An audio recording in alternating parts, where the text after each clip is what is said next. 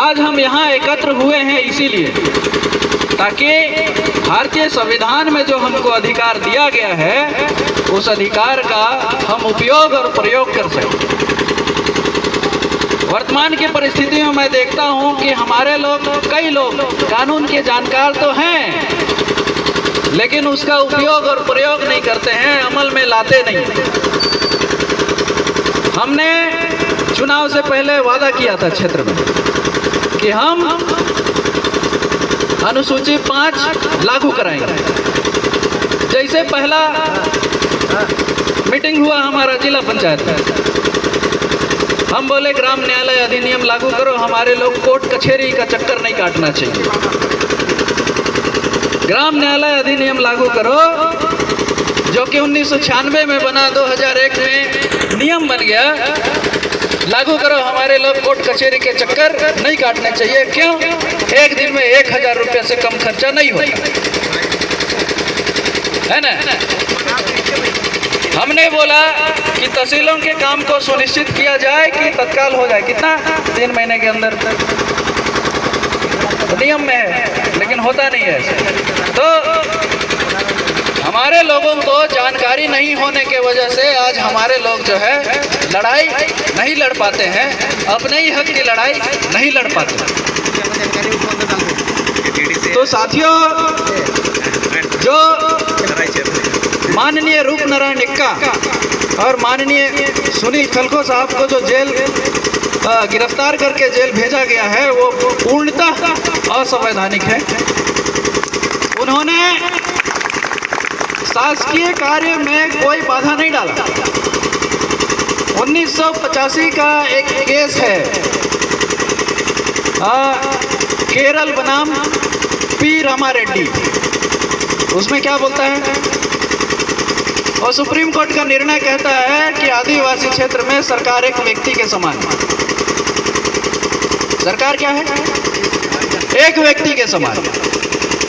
अब ग्राम सभा बैठेंगे ना तो वहाँ अगर वो भी आएगा ना तो उसको हम आम जनता ही मानेंगे, वो बहुत बड़ा नहीं है। क्योंकि लोकसभा ना विधानसभा, सबसे बड़ा ग्राम सभा। तो इसीलिए हम उसको उसके साथ ऐसा ही ट्रीट करेंगे जैसा हम एक व्यक्ति के साथ करते हैं। वो एक सदस्य के रूप में बैठ सकता है। अच्छा, पैसा में क्या लिखा हुआ है? 2 लोग बैठेंगे, 2 लोग बैठेंगे शासन के तरफ से, बैठ करके मेमोरेंडम होगा।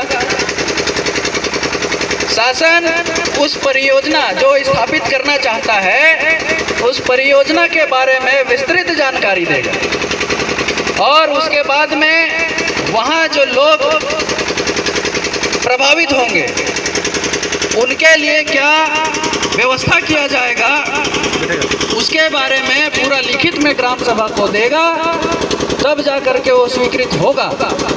और यदि ग्राम सभा उसमें सहमत नहीं है तो स्वीकृत नहीं होगा। आप जबरदस्ती नहीं कर सकते। मजाक नहीं चल रहा है ना आदिवासी क्षेत्र में कि आप जबरदस्ती करके हमारी जल जंगल जमीन ले लेंगे। मजाक नहीं चल रहा है। एक तो हमारे लोगों के पास जमीन कम हो गया, बंटवारा हो के साला 1 एकड़ हो गया। जिसके पास 1 एकड़ जमीन है वो भी सोच रहा है कि मेरे 3 जन बच्चे लोग हैं, बंटवारा करूं तो कितना कितना होगा। उसमें धान लगाएगा कि साग सब्जी लगाएगा, महीना भर के लिए खाने के लिए होगा कि नहीं, साल भर के लिए खाने के लिए होगा कि नहीं, सोच रहा है। जमीन है नहीं, कल के दिन में रोड में आने का स्थिति बन जाएगा, कल के दिन में कटोरा पकड़ने का स्थिति बन जाएगा। और एक तो जमीन नहीं है और आ गए जमीन लेने के लिए, लेकिन निशर्त मांग रहे हैं, अपना शर्त थोप रहे हैं। अरे आदिवासी क्षेत्र में ऐसा नहीं चलता है भाई। सामान्य क्षेत्र में आप चले जाइए ना, जहाँ सामान्य प्रशासन लागू होता है, यहाँ तो यदि हमारे मौलिक अधिकार से असंगत कोई विधियाँ अगर केंद्र और राज्य भी बनाता है तो वो तब तक शून्य मानी जाएगी जब तक वो हमारे मौलिक अधिकार से असंगत, हमारे मौलिक अधिकार से जब तक असंगत है तब तक के लिए वो विधियाँ शून्य मानी जाएगी। और मैं भारत के संविधान की बात कर रहा हूँ, मैं बाहर से कुछ नहीं बोल रहा हूँ। भारत के संविधान से ही बात कर रहा हूँ। सुप्रीम कोर्ट के जो फैसले आए हुए हैं, जो आदिवासियों के फेवर में हैं, मैं उसकी बात कर रहा हूँ। अगर हम असंवैधानिक बात कर रहे हैं तो जेल में डाल सकते हैं। हमको तो कई बार बोले जेल, हम बोले जेल में डाल तो दीजिए, नहीं डालता। दिक्कत तो ये है। तो हम अपनी जो लड़ाई है, हमारा जो अस्तित्व है, 5000 साल पहले हम स्मार्ट सिटी में रहते थे ना, रहते थे। अब वहाँ से भगा दिए कहाँ? जंगल में। साला अब जंगल में भी रह रहे हैं तो जंगलों से भी भगा रहे हैं। कहाँ जाएगा आदिवासी? कहाँ जाएगा? अरे स्मार्ट सिटी में थे तो भगाए जंगल में, अब जंगल से भगा रहे हैं तो कहाँ जाएंगे? मंगल में जाएंगे, मंगल में जाएंगे। अरे मंगल में जाने के लिए हमारे पास उतना यान नहीं है, गरीब आदिवासी हैं हम। इसीलिए आप चले जाइए मंगल में, मंगल में विकास कर लीजिए। हमको ये धरती के लिए, धरती को हमारे लिए छोड़ दीजिए, हम अपना विकास कर लेंगे। तो आप सभी ने मुझे बहुत ध्यान से सुना, इसके लिए आप सभी को बहुत बहुत धन्यवाद, आभार।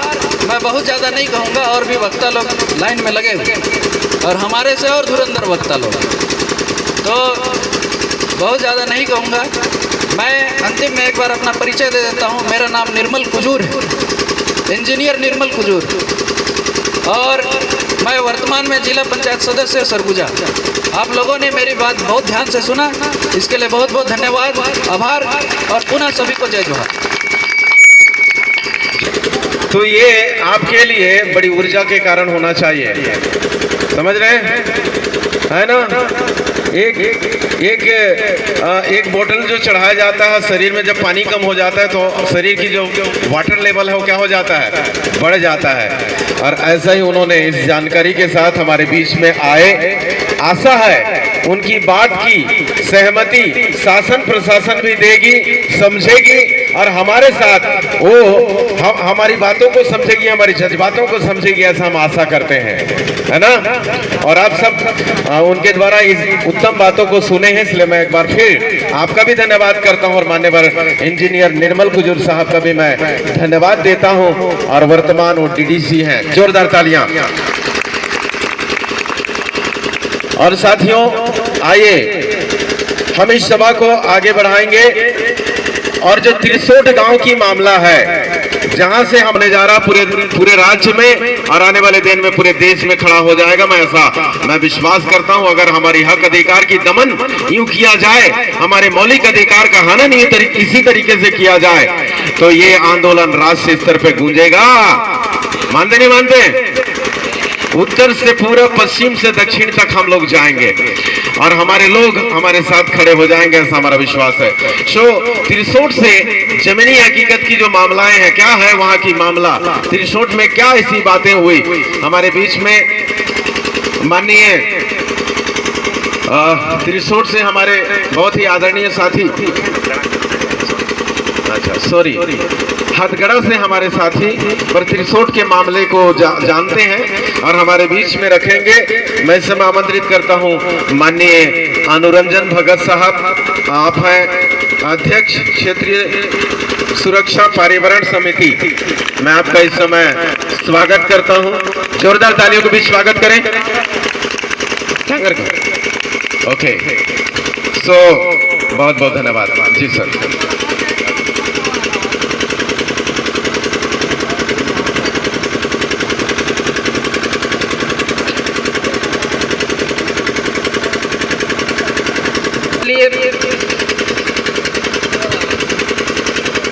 बोलिए भारत माता की, भारत माता की, धरती माता की, धरती माता की जय भीम।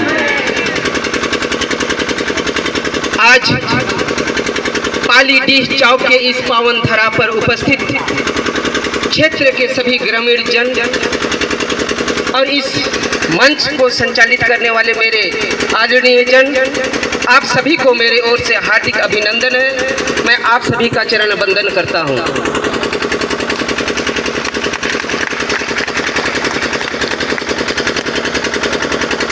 मुझे यहाँ की समस्या के बारे में अवगत किया गया।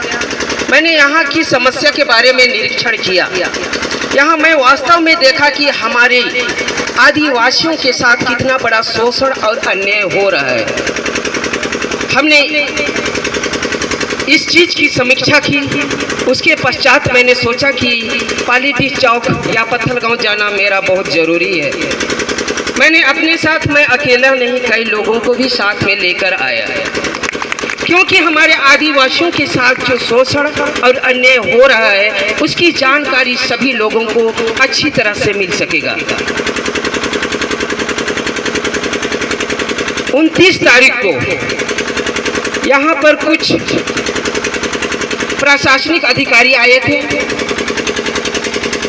जिसका मैंने यहाँ पर जो रेलवे लाइन कोरबा जशपुर लोहरदगा जोड़ने वाली रेलवे लाइन बनने वाली है, इसकी दूरी भी लगभग 380 किलोमीटर है। 380 किलोमीटर अगर हमारे क्षेत्र से गुजरेगी तो कितने आदिवासियों की जमीन अधिग्रहण में जाएगी, कितने लोग बेघर हो जाएंगे, कितने लोग विस्थापित हो जाएंगे, कितने लोगों का नाम राजस्व अभिलेख से उनका नाम कट जाएगा, राजस्व अभिलेख से उन लोग वंचित हो जाएंगे। मैंने सभी 2 साथियों को आज जेल के अंदर घुसा दिया गया है गैर कानूनन तरीके से। अभी निर्मल भाई बहुत अच्छा कानून के जानकार है, संविधान के जानकार हैं, एक एक करके हम लोगों को कानून के बारे में बताए। लेकिन जो हमारे भाई हैं 2 लोग, माननीय आदरणीय रूप नारायण भाई, सुनील खलखो भाई, इसको कोई दूसरा आदमी अंदर नहीं किया है, हमारा आदिवासी आदमी ही अंदर किया है।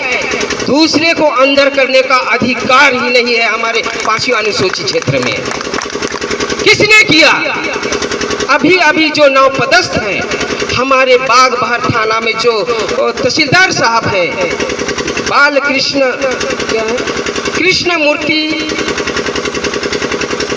कृष्ण मूर्ति दीवान, उसके पिताजी हैं दादू राम पैकरा। ये देखिए हमारे आदिवासियों की संगठन देखिए, हम आदिवासियों की हक और अधिकार के लिए हम लड़ रहे हैं, दूसरा आदिवासी हमारे आदिवासी भाई को जेल के अंदर डाल रहा है। यह है हमारी आदिवासियों की एकता। उस तहसीलदार को तो मैं कॉलर पकड़कर खींच के निकालता और उसको मैंने सबक सिखाता। अगर वो मेरे सामने भी रहता, उसके गाल में मैं 10 चांटे बरसाता कि आदिवासियों की ताकत क्या होती है, मैं उसे समझाता।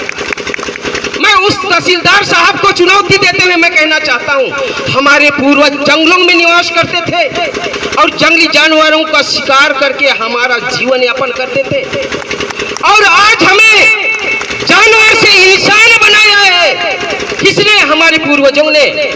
और तहसीलदार साहब ने अगर हमें इंसान से जानवर बनाने की कोशिश अगर हमें करेगा, मैं उस दरिंदे को मैं शिकार करूंगा। मेरे आदिवासी भाइयों, मैं यहाँ अपना हक और अधिकार के लिए नहीं आया हूँ, यहाँ मौज मस्ती करने के लिए कोई आया नहीं है। हमारे 2 साथी जेल के अंदर हैं, हमें मस्ती लग रहा है क्या यहाँ बैठ के? इन लोगों ने 3 चरण में उसका भीख मांग रहे हैं। मैं तो आज ही उनका रिहा कर देता, चक्का जाम कर देता जो नेशनल हाईवे है इसको, और वो 2 जो हमारे साथी हैं उसको 1 मिनट में बाहर निकाल लाता। कानून क्या सोचती है हमारे सामने? हमारे क्षेत्र में हमारे लोगों को हमारे द्वारा ही अंदर करा के हमारे आदिवासियों का शोषण करेगा।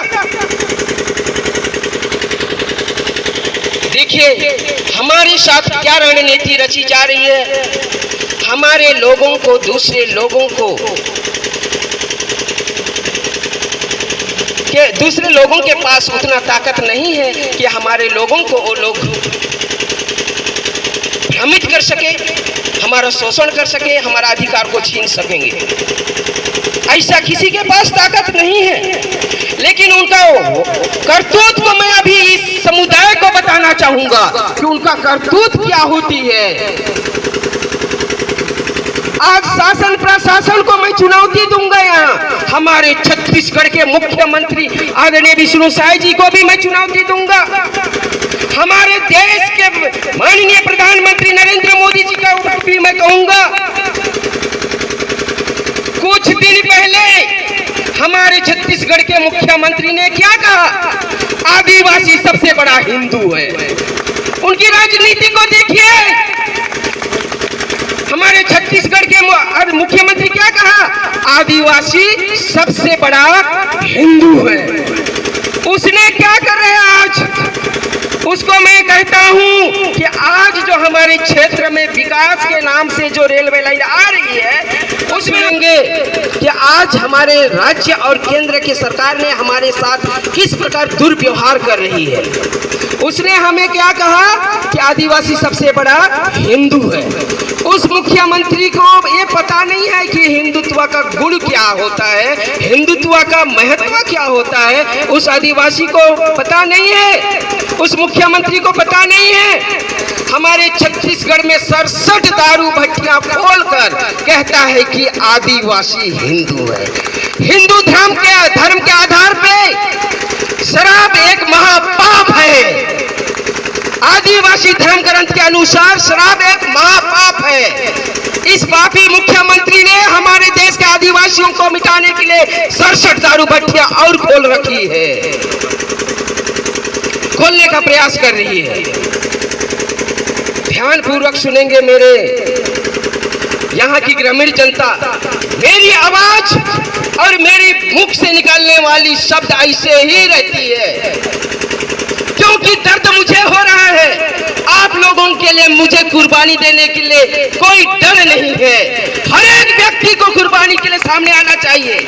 हमारे अधिकार को छीनने हम नहीं देंगे, कभी छीनने नहीं देंगे। हमें क्या कहा? आदिवासी सबसे बड़ा हिंदू है। हिंदू धर्म ग्रंथ के अनुसार जीव हत्या करना सबसे बड़ा पाप है और आदिवासी बिना शिकार किए, बिना मदिरा पान किए अपना जीवन यापन नहीं कर सकता। ये सबसे बड़ा हिंदू कैसे हो सकता है? मैं मुख्यमंत्री से सवाल करना चाहता हूं कि आदिवासी बिना शिकार किए अपना जीवन यापन नहीं कर सकता, बिना शराब पिए अपना जीवन यापन नहीं कर सकता। ये सबसे बड़ा हिंदू कैसे हो गया? हमारे आदिवासियों को किस प्रकार से भ्रमित करने का काम कर रहे हैं। देखिए, हमारे अलग से रूढ़ी व्यवस्था है, हमारी अलग से परंपरा है, हमारे देवी देवता हमारे पूर्वज हैं। हम प्रकृति की पूजा करते हैं।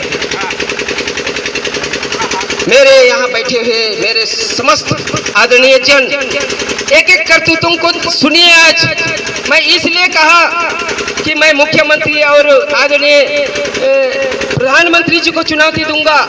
आज हिंदू राष्ट्र बनाने के नाम से हमारे देश में दारू भट्टियां खोल रखी है।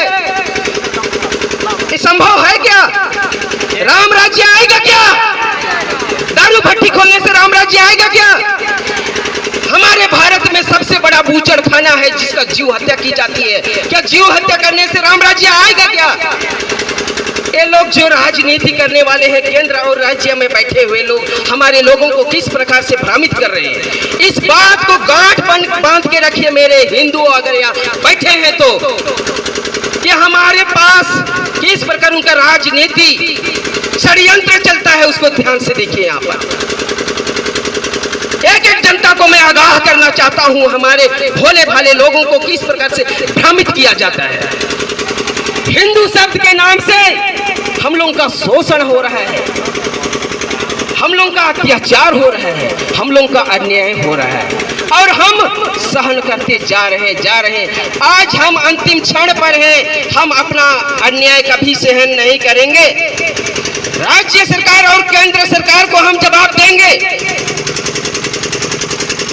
आज हिंदुओं की रक्षा नहीं कर पा रहे हमारे माननीय प्रधानमंत्री नरेंद्र मोदी जी। अब पहलगाम में देखिए 26 टूरिस्ट लोगों का हत्या हो गया, उनकी रक्षा कर पाया क्या? मैं उस प्रधानमंत्री से कहूंगा, अपने देश के हिंदुओं की रक्षा नहीं करने वाले इस प्रधानमंत्री को लानत है, चुल्लू पर पानी में डूब के मर जाना चाहिए। ऐसे ऐसे देश के शासन करने लोग हमारे उच्च कुर्सी पर बैठे हैं। और दूसरी बात, मैं वास्तविक घटना के आधारित पर ही मैं बोलूंगा।